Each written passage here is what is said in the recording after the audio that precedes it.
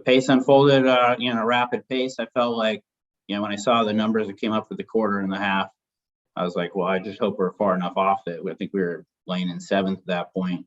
So you kind of felt like we were a little bit off it, but probably a little quick. And then turning for home, he had that explosive run. I felt really confident that, you know, it was like, you know, we were going to get it done. We showed up with a horse that actually was going to run, because sometimes you get in the, you know, Derby gate and the gate opens up and the horse just looks around and goes, you know, there's 150,000 people here, people screaming as you walk up, and they just lose it. So we're really confident that, you know, he showed up, he was running. And of course, you know, at the end there, it was heartbreaking to, like, you know, get run down at the wire. Usually in the Derby, you don't see that. You know, the last 16th, the horses don't change position, but this was an entirely different run Derby this year. So it's heartbreaking, I guess, is where I'm going with that.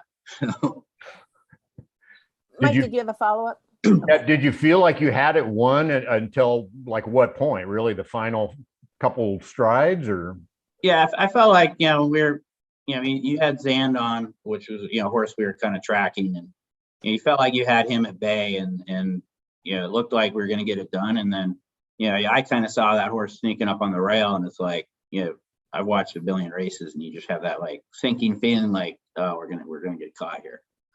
So not a good feeling. I had to sit for like 5 minutes and kind of absorb it afterwards. okay, and you're going to Baltimore for the race, I'm assuming? Yeah, of course. Yes. Okay. Which is kind of interesting, because last year we had Midnight Bourbon in the Preakness, and he got run down at the wire by Rumbauer, a horse that you know, didn't, kind of similar fashion of a pace scenario. So it's like, you know, that happened last year in the Preakness, and this happened in the Derby. It's like, you know, these Triple Crown races are very eluding for me. So we'll see what happens on Saturday. Okay, and you had mentioned before the Derby that was kind of the prize you and your dad had really gone after. Is, if you do win the Preakness, is that going to fill that void for you, or is the Derby still going to be something you'll be wanting to add to your mantle? Yeah, you can't fill that void, the Derby void, but the Preakness is certainly you know, another race that's, you know, highly coveted. You know, between myself and my family, we've never won a Triple Crown race. So now it's Derbies. You know, we had a second, now a third. Previously, gun runner, I've had a second and third in the Preakness. I think I've had a fourth in the Belmont. I don't run too many times in the Belmont, so these Triple Crown races are difficult, and, you know, so yeah, it's highly coveted, one that we'd love to win. Derby's on the top of the list. Preakness, you know, Triple Crown be the second one. Okay, great. Thank you very much. Thank you. Anna? Hi, Ron. Anna here out of WBKO in Bowling Green. First of all, thank you for taking time to, you know, chat with us ahead of the Preakness. I have a message from the Harris family. They send their hellos and their good luck this Saturday. My question is, what is kind of the preparation this year with Epicenter to kind of go into the Preakness? I know he's had a couple weeks to kind of train for that. Yeah, I mean, you know, typically there's not a lot of preparation because of the 2 weeks. The Derby is a grueling race at a mile and a quarter, and generally you just do a few maintenance kind of, I don't even want to call them works, they're more like jogs. You know, they're pretty much fit and ready to go. And I think the main thing you look for is energy level and making sure they have enough energy. This happened last year with Midnight Bourbon. We weren't going to run in the Preakness, but he came out of the Derby with a lot of energy. Went, all right, you know, let's do it. It's a similar fashion this year. Like, you know, it wasn't like after getting beat in the Derby, you're like, oh, let's run to the Preakness. But you let the horse tell you what they want to do, and, you know, his energy level is great. We anticipate that you know, he'll run a big effort. Hopefully he does that. And he's currently the favorite for the Preakness. What is kind of your feelings with that? You know, you love and hate to be the favorite. It's good because everybody is validating where you feel like your ability is, and then the second part is you pretty much have a target on your back. And then if you don't win, it's like, oh, you know, look what happened to the favorite. So it's kind of like the Derby, and that was a feel-good story for a lot of people, with, you know, the longest shot beating the favorite in the stretch in a, you know, kind of dramatic fashion. I mean, you know, it wasn't a feel-good story for me, but for the rest of the world, probably. So it's a little different. Thank you. Steve Weiner with Associated Press. Hey, Ron, I want to echo what Anna said, and thank you for doing this. Just following up on that, kind of where do you balance yourself after losing to an 80-1 shot in the Derby as the favorite? Like, where's your confidence level, and also kind of hesitating about confidence going into this race, knowing that a lot of trainers out there are saying that you have the best horse and the horse to beat? Well, I don't think the confidence level in Epicenter has changed. I mean, he ran a great race. You know, I mean, I thought it was interesting. Even my 6-year-old after the race, she looked at me and said, "Daddy, Epicenter ran the best race." I'm like, that's pretty actually smart. He ran a great race. So the confidence level is great.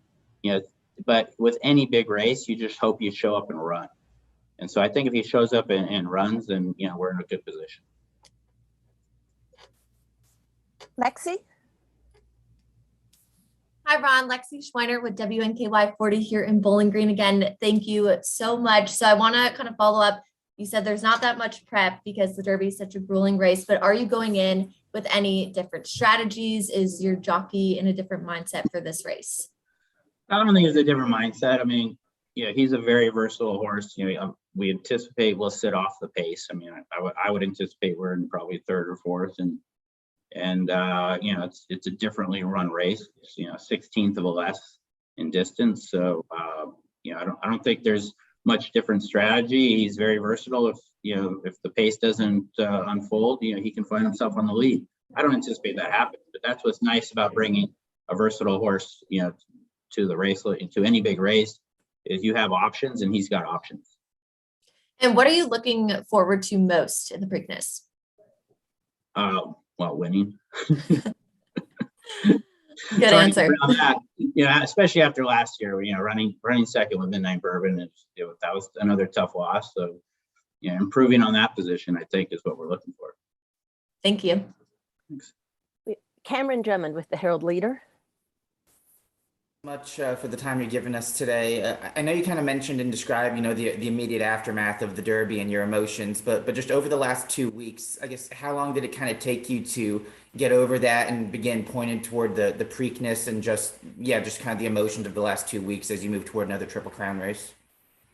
Well, I'm not sure I'll ever get over it, so to speak, but it's taken a while to kind of absorb it. It took a minute after it happened. It was like, we're basically leading in the stretch and got beat by a horse that, when you look at the probability of the horse actually even getting in the race, sitting in the 24th spot with the 20-horse field, and then moving up to the 21st spot, and then the last minute defection, and then the way the pace unfolded, and then kind of the avenues, the lanes that opened up for him down the stretch is like, it's pretty unbelievable, hurdles, and it's hard to get over that all those things happen to beat the favorite.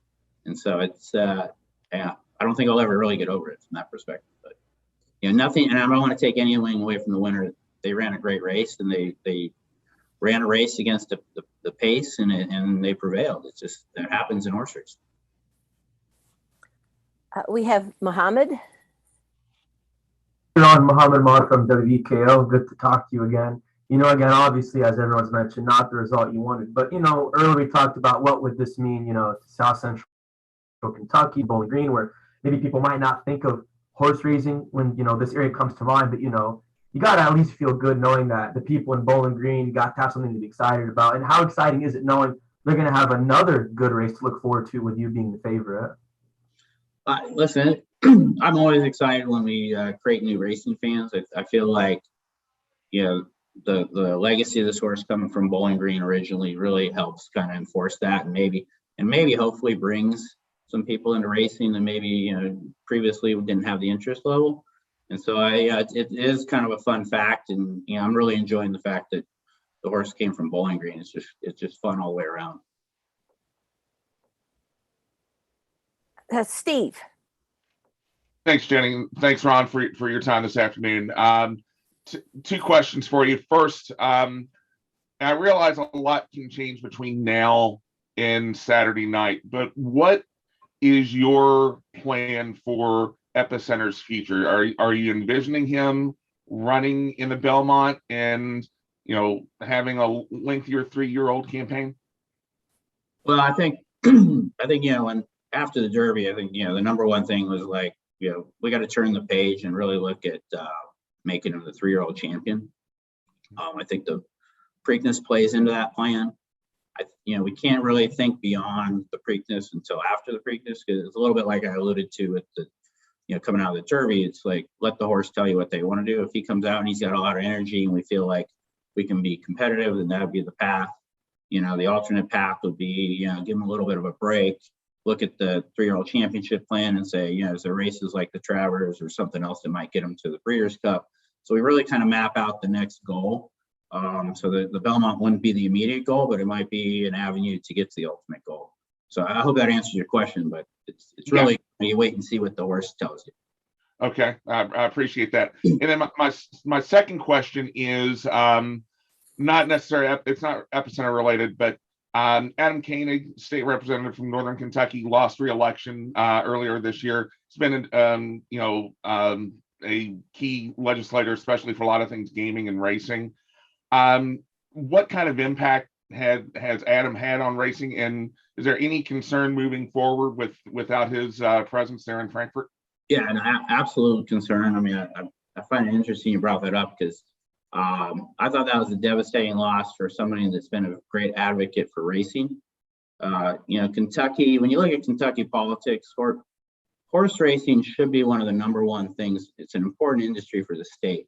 A lot of times it doesn't go that way.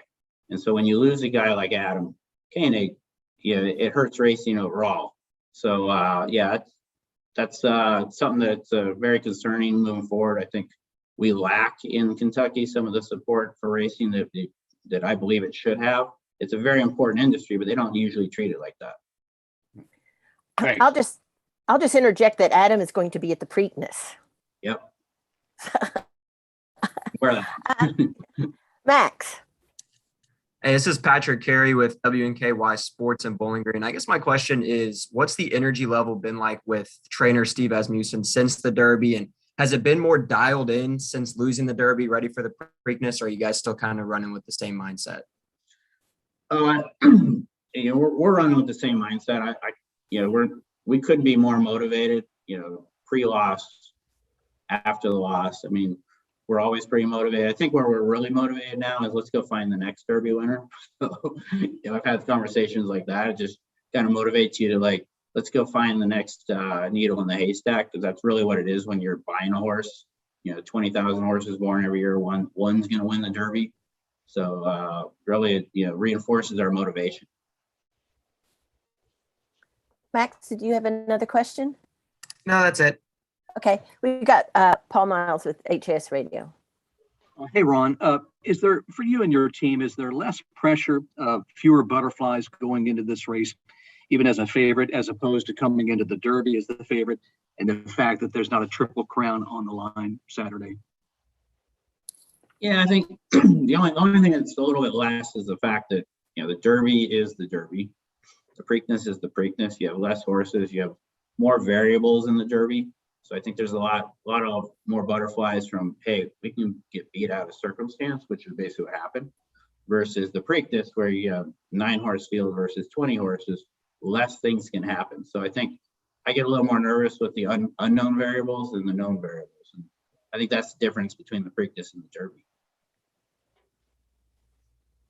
Did you have a follow-up question? No, I'm good. Thank you. Well, let's see if we see any of the hands. I do have a couple of questions, Ron.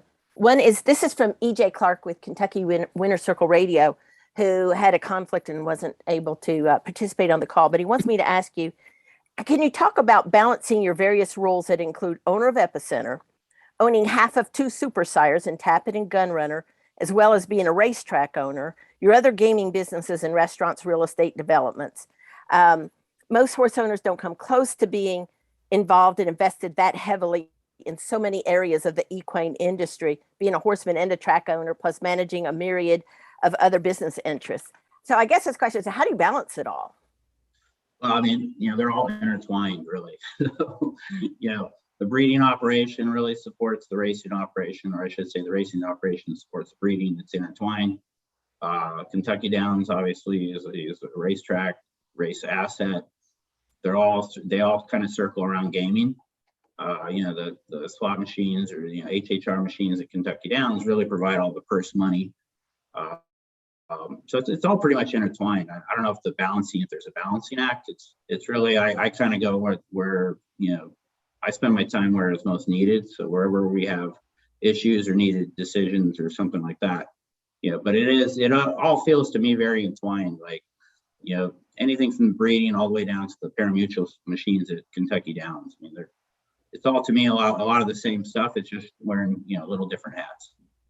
I'm just trying to think though, there's certainly are racetrack owners that own racehorses, but that also have the investment in the stallion world that you have. I'm trying to think, is there somebody I'm missing out there? I think the key is that they also own a racetrack. And coming up is going to be 2 racetracks. Well, yeah, I think the difference too is that being vested in kind of vertically like that, you know, I'm in a whole different perspective. So I want racing to do well at Kentucky Downs. You know, I think an example of that's probably like the trophies that we give away. We try to put a unique spin on it because, you know, I go to racetracks and you win trophies and they're like a little glass thing that's like this big, and you know, they don't, you're just like, really, this is what you give me for, you know, winning $1 million race. Louisiana, I'll just throw it out. The Louisiana Downs trophy was, you know, very unimpressive. Preakness trophy, very impressive trophy. But that's what we try to do a little different. We want to give the horse owners a different experience at Kentucky Downs. So I think about that, where most ownership and racetracks probably don't think about that. It's more of a line item on a spreadsheet. And so to us, it's part of the experience. My final question is, there is a horse that really reflects your breeding, the Winchell family breeding, but it is not Epicenter. It's Creative Minister, who is out of Tambaz, a Tappet mare. And you all bred Tambaz. I guess it was the first crop of Tappet. And so before Tappet was Tappet, and goes back to Carol's Christmas. That was the filly your dad claimed for $25,000 that sort of started everything. Just, you know, just your thoughts on Creative Minister and having that tie to that horse. Well, I mean, I always find it interesting. I always like to look through what horses are running and you know, what influence we possibly have. And, you know, kind of like you look at the Preakness and the horse you just mentioned, and then, you know, the gun runner, early voting, you know, being up by a gun runner, and, you know, the different influences that tap it. So, yeah, I mean, I always like to look it up because I find it personally interesting. But I don't have a lot of thought on that. You know, that horse individually is like chances to win or anything. But, you know, I think, you know, obviously, you know, he was brought in there and they feel strongly about it. And I'm happy we had something to do with it. They also added $150,000 to the purse with their supplement.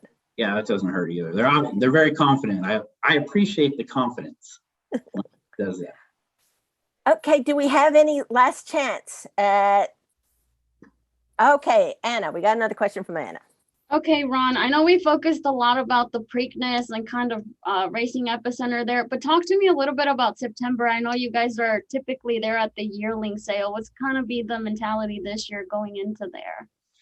I think the mentality is pretty much the same every year. It's, you know, you're sifting through to find the needle in the haystack. I mean, it's a long process. It's, you know, I'm usually there for about 7 to 10 days, and you know, pretty actively involved. And we have pretty much a team that we go through and we try to look at every horse. That's something we've done differently probably in the last 3 years, as opposed to kind of like cherry pick one here and there. We just try to look at every horse and try to find the needle. It's a hard process, but nothing's changed. We're going to be at it doing the same thing. I mentioned earlier that, you know, we're probably a little more invigorated now, and, you know, I think the team members are like, you know, from the loss are like, let's go find that needle in the haystack. And so hopefully we do a good job at that.